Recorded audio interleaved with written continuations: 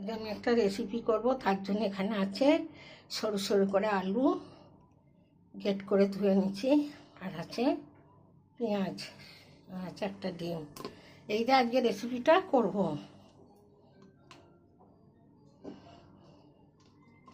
আলুটা পেঁয়াজটা একটু নুন দিয়ে মেখে ছিটকে জলটা বার করে নেব।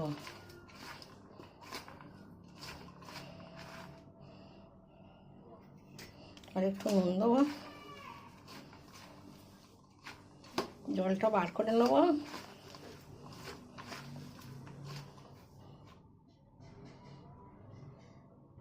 আলু পেঁয়াজটা ভালো করে কষতে নিয়েছি, এবার এটাকে জল ঝরিয়ে এতে তুলে নেব। জলটা বার করে তুলে নেব, নাহলে তৈরি করবার সময় জল বেরোবে। যা গরম পড়েছে, রেসিপি করতেই পারছি না, কি করব। লাইনে যখন আছি করতেই হবে। এত কষ্টর মধ্য দিয়ে করছি। এতে নুন আর দেবো একটুখানি সামান্য, তারপর দেবো হলুদ গুঁড়ো, তারপর দিয়ে দেবো একটুখানি চাট মশলা অল্প একটুখানি, তারপর দেবো চিলি ফ্লেক্স। বেশি ঝাল দেবো না, এগুলো খুবই ঝাল। তারপর দেবো কসুরি মেথি, এই যে এটাকে দিয়ে দেবো। তারপর দেবো এই যে কারি পাতা কুচোনো, ধনে পাতা পাওয়া যায় না দোকানে। আর দেবো একটুখানি জোয়ান। আর এতে এবার দেবো একটা ডিম।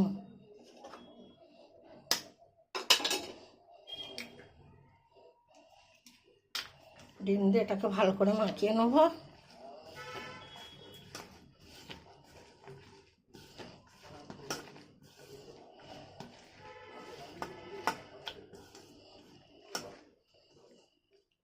তারপরে এতে দেবো ময়দা, অল্প করে ময়দা দেবো।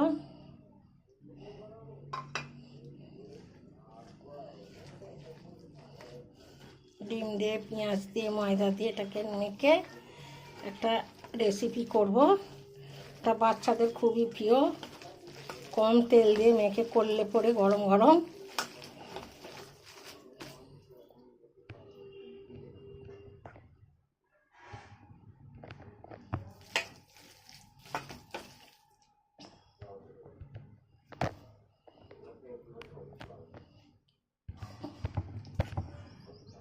দেখুন বন্ধুরা, আমার রেসিপিগুলো কত সুন্দর হয়েছে, একদম গরম গরম। এগুলো সন্ধেবেলা চায়ের সাথে খুব ভালো লাগবে, চায়ের সাথে খেতে খুব ভালো লাগবে। একদম খাস্তা, কি সুন্দর হয়েছে, পেঁয়াজির মতন হয়েছে। কিন্তু আমি বেসন দিইনি, আলু দেওয়া আছে আর ময়দা দেওয়া আছে। কিন্তু গরম গরম সন্ধেবেলা চা আর এইগুলো খেতে হবে। দেখুন কত সুন্দর হয়েছে আমার রেসিপিটা।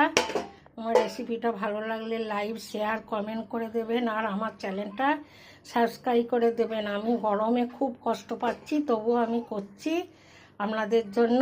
আমি এইটা রেসিপি করতে হবে। আসছি অন্য রেসিপি নিয়ে, আপনারা ভালো থাকুন।